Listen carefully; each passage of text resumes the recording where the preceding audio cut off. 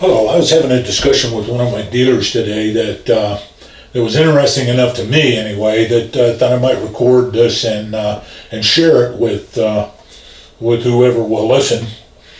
We were talking about two dealerships that I know fairly well, situated right next to each other.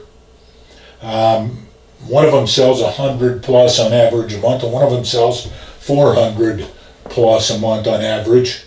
Before you get too excited about this, it's not Mitsubishi, it's not Daewoo, it's not one of the small manufacturers. They're both domestic dealerships who sell trucks, so they both have the same kind of opportunity. Now, one is a little bit newer than the other one, but that really doesn't make that big of a difference.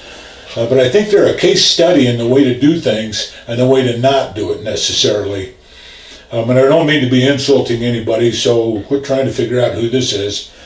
But I do find it interesting that here's a training manual for one of them and a workbook that goes with it when they hire a new salesperson. And here is the training manual and workbooks for the other one.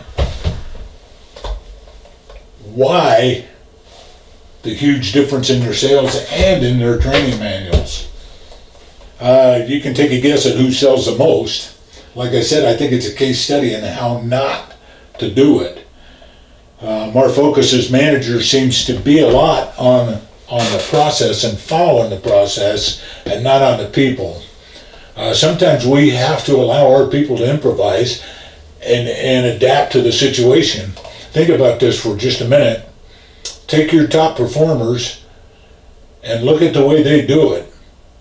Are they following your process, or have they just found a way around the process to still do it the way they want? Now, if they're not following your process, perhaps it's time to look at your process and see if it inhibits what your salespeople can actually do. One of the things that we do is help managers become better leaders. And if you'd like, one of the answers, I believe, could be our workbook, VOBinternational.com. You can go there, download it for free.